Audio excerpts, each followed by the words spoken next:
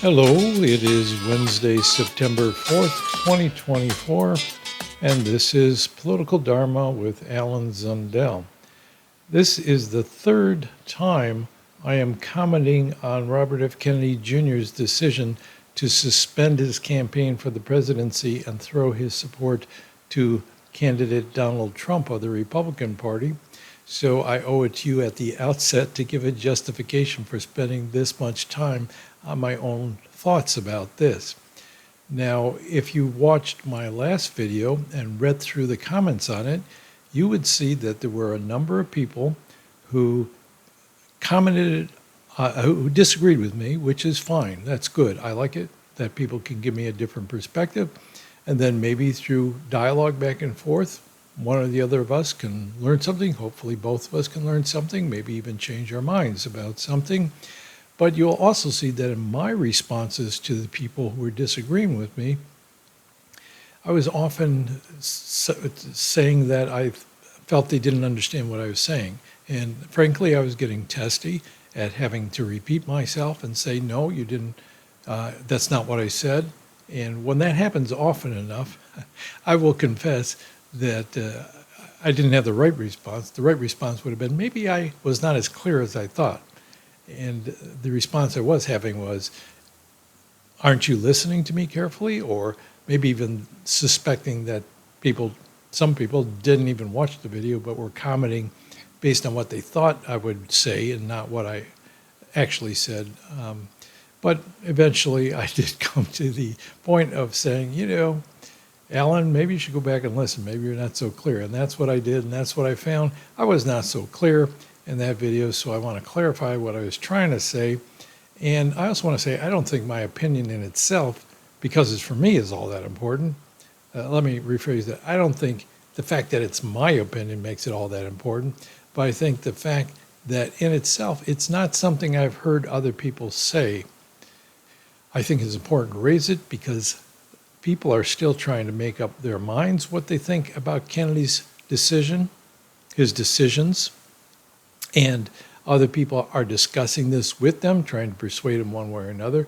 So anytime you feel like you have something to contribute to a conversation on an important subject where it's controversial and people are trying hard to gain perspective on it, I think you have an obligation to bring your voice into the conversation on the chance that it may help clarify things for people, or at least contribute to, a clarification through the mutual conversation and back and forth.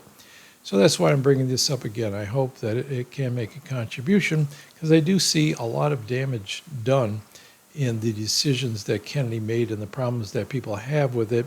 And some rancors say, for example, in Facebook groups devoted to Kennedy's campaign, and Kennedy supporters now starting to accuse one another of being either shills for the MAGA movement or being Democratic plants who, by expressing anger or disappointed, are actually just trying to undercut Kennedy.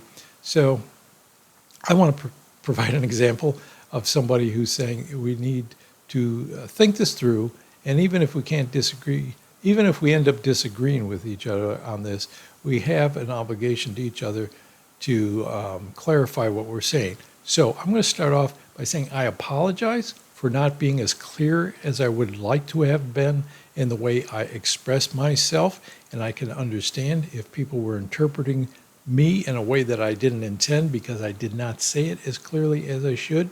And by apologizing, I'm not trying to make an ironic statement about, I apologize to show that Kennedy could be apologizing. No, what I'm trying to say is that I don't find apologizing a stigmatizing thing, and maybe you don't either, but in our culture, it is often regarded as a sign of weakness, or there's attempts to make it into a sign of weakness, that you should have blustered it out and never given an inch to the other side. There's that mentality out there. I doubt if any of you who have been listening and following my show have that mentality. Nobody's expressed it, but there's another less extreme way of looking at apologies, which is that by trying to push somebody into making an apology or even raising the question of whether they should apologize for something, what you're trying to do is diminish somebody by showing that they had poor judgment, so that they need to apologize for something. And if they have poor judgment, they shouldn't be trusted. People shouldn't support them or follow them or, in any way help advance their projects. I find that also to be a mistaken perspective. I think the ability to apologize when there's reason for it is a sign of character and not a way of diminishing people. I appreciate when people see that perhaps they made some contribution to misunderstandings or hard feelings between people. And if they can see that, they should apologize and say, I can understand how you feel that way because the way I said this, maybe I should have said it differently, et cetera, et cetera. I think it's a way, number one, of helping to heal breaches between people, to help bring people closer together, help people to understand the topics of discussion better by continuing conversations between those who share similar objectives. I also think it's a way of reminding ourselves, and for me, by talking about, I apologize for not clearly communicating, it's a way of reinforcing to myself in my own mind that I want, in this podcast, since I'm commenting on subjects that are important to people, to be as clear as I can. That way, when people criticize me, they can criticize in a way that makes sense to me as well as anybody else that didn't quite understand what I was trying to say and maybe interpreted it even differently. So what I'm saying here is that it's a way for me reminding myself that I want to hold to a standard, being as clear as possible in communicating in these podcasts. And I hope that by also publicly acknowledging that, it's reinforcing to other people my hope that we all are making efforts to be as clear as possible when we communicate, and when we see that we're misunderstood and it's causing any kind of a problem there, we should go back and say, I'm sorry, I could be clear. Let me say now what I was trying to say. So I'm trying to do that. And what I want to make clear at the outset, maybe I shouldn't keep saying at the outset because I've already been talking for a little bit, but okay, the issue at stake here is the sense that a lot of people have that things Kennedy said earlier in his campaign contradict the actions he is now taking. For example, that he said he made big criticisms of both candidates, all the candidates really, of Trump and Biden and now Harris, and of the major parties. And now that he's taken sides, it seems very contradictory. There was no hint of that earlier, at least none that I saw. And also that he said he was working to be on the ballot in every state.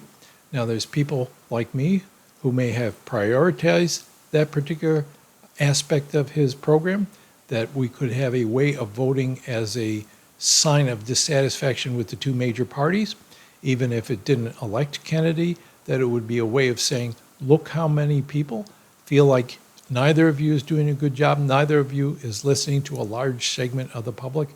That was important to me, and I assume it is for other people. So when he said, I will be on the ballot in every state, that's our intention. And he was asked about this in several interviews that I saw. They said, well, what if you're not on the ballot or what? And he would say, no, we are going to be on the ballot in every state. So it led to the expectation, among some of us at least, that we would have the opportunity to vote for him in those states. So I can see that other people in states that swing states where Kennedy's now trying to get his name off the ballot would see that as contradictory, saying, I want you to get out there and work, get me on the ballot. And they're hoping through that they could make a protest against the major parties. And that now he's saying, I'm taking my name off and throwing my support to somebody else. Well, there's some unreconcilable, at least seemingly unreconcilable position between what he had said earlier and what he's doing now.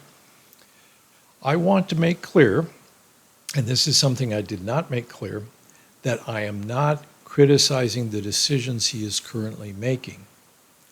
I don't agree with his decisions, but that's not because I am convinced that his decisions are wrong.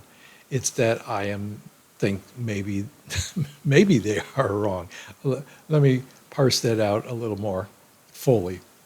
All right, the decisions he's making, what to do, you could call strategic decisions, and he's doing it, and I believe when he says this, that he is doing it to advance the greater good, that he is trying to do some good for the causes he believes in, and not simply doing it for political expediency. So that's a strategic decision is, if I pursue this path versus that path, not only will I win in an electoral contest, but will I advance the program I care about?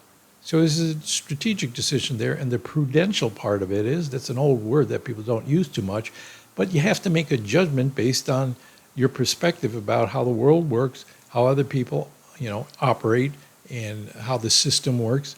And people are going to have different perspectives on that, none of us can prove we're entirely right. For example, I would not have trusted Donald Trump as much as Kennedy does, but I don't know Donald Trump at all, other than, what I see in public. Kennedy has had private conversations with him, so there may be, he has better insight into Trump than I do. I can't prove one way or the other. I mean, retrospectively, maybe, that is, as we move forward, if Trump wins the election and doesn't put Kennedy into his cabinet and allow him to do the good things that Kennedy hopes to do, we might say, okay, you were wrong to have trusted Trump. On the other hand, Kennedy could say, I knew there was a risk he might do that.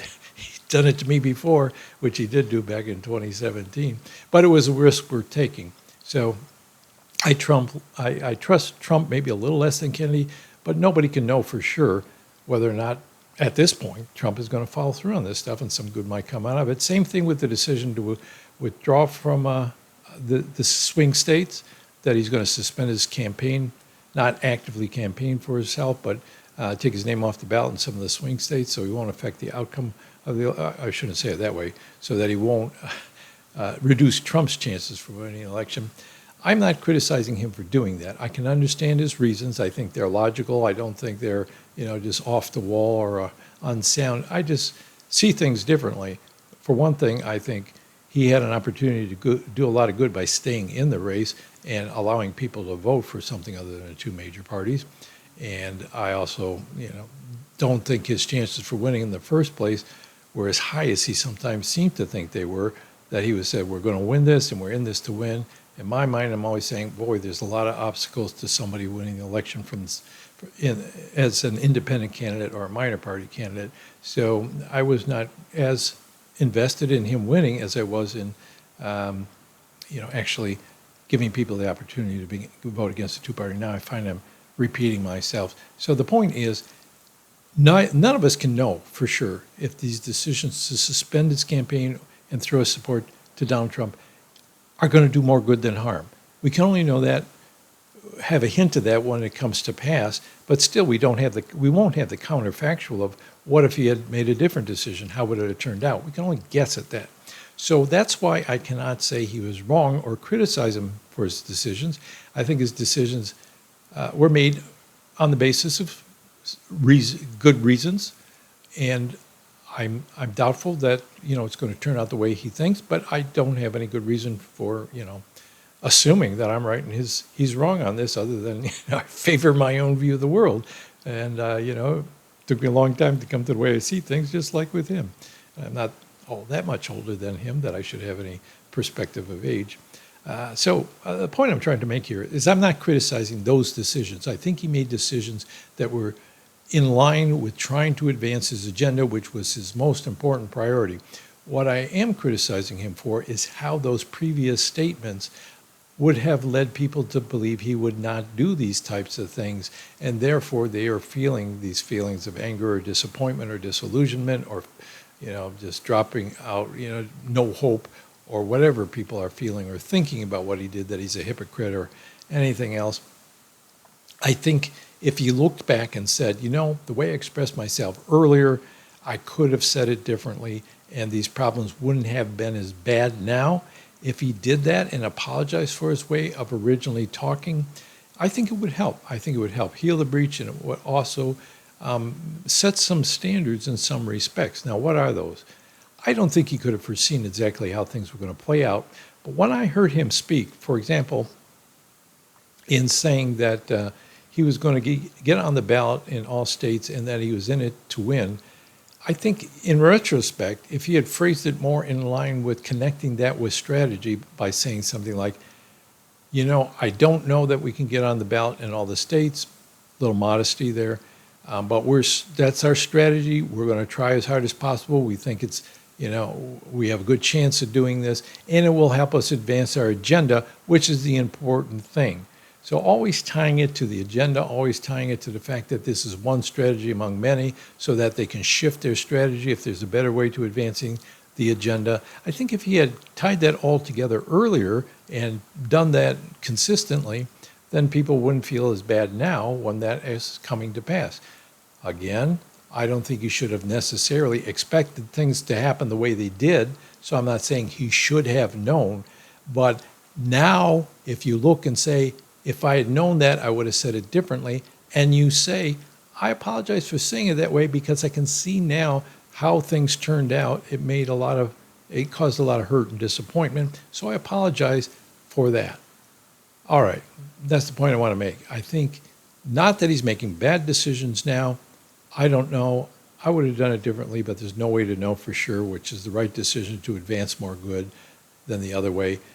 But I do think if he looks back and says, I do have a responsibility for stating things in a way that led people to believe things that now cause a lot of confusion and doubt, I ought to say something about that. I ought to say, I could have phrased it differently, and I regret that it turned out this way, and therefore, et cetera, et cetera. Now, I hope I was clear on that time. I actually recorded this particular version of my show, this episode, several times now. And not only were there problems with sound and things that I had to repeat it, but I felt like I was still not being as clear as I hoped to be, so I want to come back and do it again. All right, some of you have said that, no, he did say things along the lines that I am saying, like he said he would withdraw if he found himself being a spoiler. All right. I didn't hear him say anything that straightforward.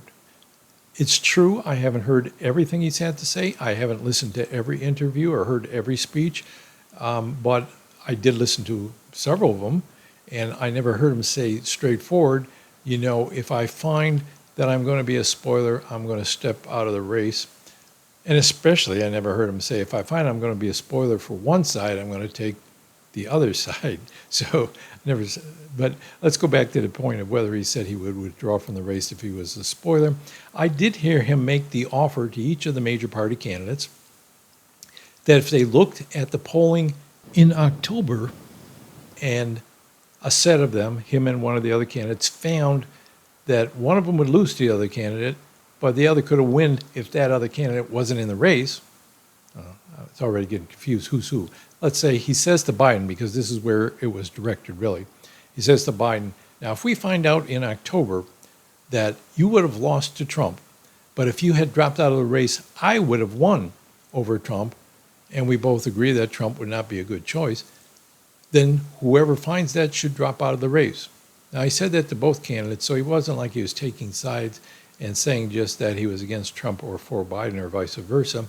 But he did. It was a what do you want to call it? A if-then statement. If we find it's not even October yet, so they just know the polls are down now, but not then. But leave that aside because who knows if he could have, the polls would have risen again. But he didn't give a hint of the idea that he was going to unilaterally withdraw if just because he found he would be a spoiler. All right, but it's understandable that he might do that. What's not understandable so much is that he would pick one side over the other, because my expectation in withdrawing would have been that I don't want to be a spoiler. I don't want to determine the outcome. The voters should have the privilege of doing that, and given our current system, somebody might be a spoiler. So if it's going to be me, I'll just step outside. But that's not saying I'm going to remove my name from the ballot necessarily, and it's certainly not saying I'm going to throw my support to one or the other of the major party candidates. So that idea that he said this earlier, maybe he did say he would withdraw if he was a spoiler, but I didn't hear it. And if I didn't hear it, other people may not have heard it. So if that was his intention, you could say he should have said it more often, and always in the context of asking, about the possibility of a spoiler. He should have always said, if I'm finding I'm being a spoiler, I'm going to withdraw, period. And not, if the other candidate agrees to this and I agree to it, which is what I heard him say. All right, so maybe I'm wrong about that. Maybe he did already say that, but I guess I've pretty much covered what I wanted to say, that I'm not really criticizing his current decisions, although I might have done it differently because I can't know who's right and who's wrong for sure. I'm not even saying he should have known these things ahead of time. I'm just saying that the way he phrased himself in retrospect could have been more accurate to his intentions and could have minimized the damage that his movement is now experiencing. And concretely, I'm saying he could have been a little more humble about not saying we're going to do this, but rather we're going to do our best to do this because we're trying to accomplish these further goals.